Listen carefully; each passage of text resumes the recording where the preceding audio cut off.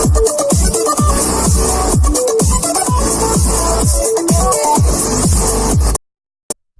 guys, what's up? This is an update to the sleeve vote competition in Japan, with the top 12 nominations being revealed via Konami's official Twitter account. These are Borreload Dragon. This is a Dark Dragon Link monster with 3000 attack and a link of 4. The link points are left, bottom right, and requires 3 or more effect monsters. Its effect is neither player can target this card with monster effects. Once per turn, as a quick effect, you can target one face-up monster on the field. It loses 500 attack and defense. Your opponent cannot activate cards or effects in response to this effect's activation. At the start of the damage step, if this card attacks an opponent's monster, you can take control of that opponent's monster and place it on in your zone that this card points to, but send it to the graveyard during the end phase of the next turn. It's not surprising why they'd choose this card. It has great strength and a great effect. The look also is well designed. The ability to protect against monster effects makes it difficult to remove, as many players rely on monster effect removal through cards such as Zodiac Trident and may not run any traps.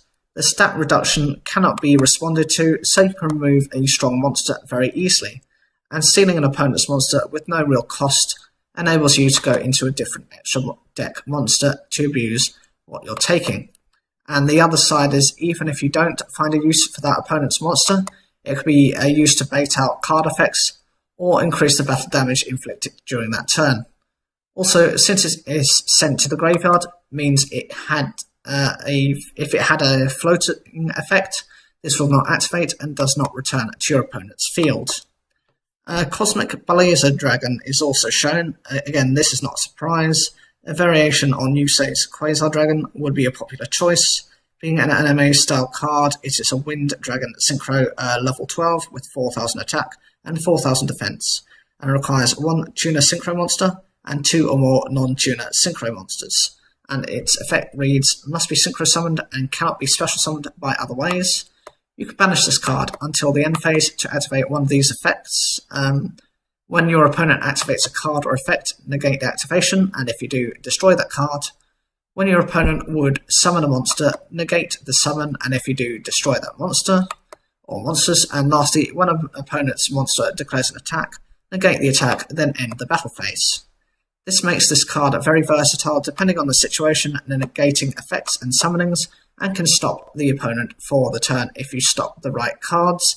And the ability to end a battle means even if your opponent brings out a stronger monster, somehow they can't really use it unless it has an inbuilt negation effect. Silent Magician is a light spellcaster level 4 with 1000 attack and 1000 defense with the following effect. Cannot be normal summoned or set. Must be special summoned from your hand by attributing 1 spellcaster type monster, and cannot be special summoned by other ways. This card gains 500 attack for each card in your hand. Once per turn, during either player's turn, when a spell card is activated, you can negate the activation if this card is destroyed by battle, or if this card in its owner's control is destroyed by an opponent's card effect. You can special summon 1 Silent Magician monster from your hand or deck, except Silent Magician, ignoring its summoning conditions. This, like Cosmic Blazer, has been used by a main character, Yugi, and will probably stay within this list, potentially becoming a favourite. Next card is Rainbow Weathery RCL. It's a new Link monster and may be in the mind of Japanese players, as it has a distinctive artwork and is of a recent release. Next is Supreme King Zark. This was a main boss monster at the end of Arc V, so is still relevant to most people. It's a Dark Dragon Fusion Pendulum level 12 pendulum scale of 1 with 4000 attack and 4000 defense. It requires 4 Dragon type monsters, 1 Fusion, 1 Synchro, 1 Xyz, and 1 Pendulum. Its pendulum effect is Fusion, Synchro, and Xyz material monsters your opponent controls cannot activate their effects.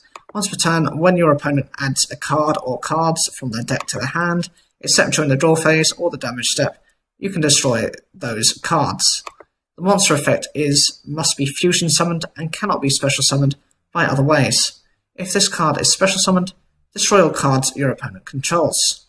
It cannot be destroyed by your opponent's card effects. Your opponent cannot target this card with card effects. When this card destroys an opponent's monster by battle, you can special summon one Supreme King Dragon monster from your deck or extra deck. If this card in the monster zone is destroyed by battle or card effect, you can place this card in your Pendulum zone. The next card is Ash Blossom and Joyous Spring. This is not surprising, a very favoured hand trap that deals with multiple situations. Also, the design of the card is very kawaii, as the Japanese say, and reminds very much of the Japanese Spring. It is a fire zombie tuner with 0 attack and 1800 defense, and its effect is during either player's turn, when a card or effect is activated that includes any of these effects, you can discard this card and negate that effect. Add a card from the deck to the hand, special summon from the deck or send a card from your deck to the graveyard. The next card is Fire Sorcerer. This is a very old card. It's introduced in Labyrinth of Nightmare as a common. It is a fire spellcaster type level 4 with 1000 attack and 1500 defense. Its effect is obviously a flip effect that reads randomly select 2 cards from your hand and remove them from play to inflict 800 points of damage to your opponent's life points. This might be popular due to its design. It looks like a moody, spoiled girl who she would kill you as soon as look at you. This would be a classic card chosen by some of the older fans. Next card is Traptrix Rafflesia. This is no surprise to be on the list, considering its use within the competitive scene, and again, being a female seems to be part of it. Not the major reason this card was chosen. It is an Earth Plant Xyz monster, rank 4 with 300 attack and 2500 defense. It requires 2 level 4 monsters, and its effect is that this card is unaffected by trap effects while it has Xyz material. Traptrix monsters you control, except Traptrix Rafflesia, cannot be destroyed by battle or card effects. Your opponent cannot target Traptrix monsters you control, except Traptrix Rafflesia with card effects. Once per turn, during either player's turn, you can detach 1 Xyz material from this card and send 1 whole normal trap card that meets its activation conditions from your deck to the graveyard. This effect becomes that trap card's effect when that card is activated. Next is Morinfen. Yes, this card is still here and will probably remain on this list until probably the last day. Next card is Ghost Ogre and Snow Rabbit, the original incarnation of these special hand traps, and is so very adored by Japanese players and global players alike. The innocence of the card art with a deadly effect to stop your opponent. It is a light psychic tuner monster level 3 with 0 attack and 1800 defense. Its card effect reads, when a monster on the field activates its effect, or when a spell/trap card that is already face up on the field activates its effect. This is a quick effect. You can send this card from your hand or field to the graveyard, destroy that card on the field. You can only use this effect of Ghost Ogre and Snow Rabbit once per turn. Next card is Rank Up Magic, the 7th one. Again, it's not surprising. Its popularity to rank up the numbers between 101 to 107, in other words, the barrier numbers, to their chaos forms without needing the original Xyz monsters on the field. Made this card versatile, as if you run a few, they could deal with different situations. The card's problem was that it had to be drawn outside of your opening hand, so it could be a dead card, and you would not want to run 3, as you may draw multiple. You might be asking, what is the problem with that? The issue is, it can only be activated once per duel. The final card is Red Eyes Black Dragon. This is the classic card from the original Yu-Gi-Oh! And so could be a popular contender. So, what do you guys think of the card choices they have in Japan?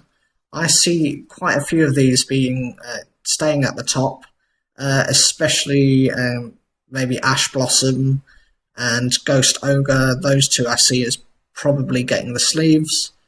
If you have a different opinion, I'd love to know. Leave your comments down below. Like the video if you enjoyed it. Make sure to subscribe. Click the bell for notifications, and as always, thank you for taking the time to watch the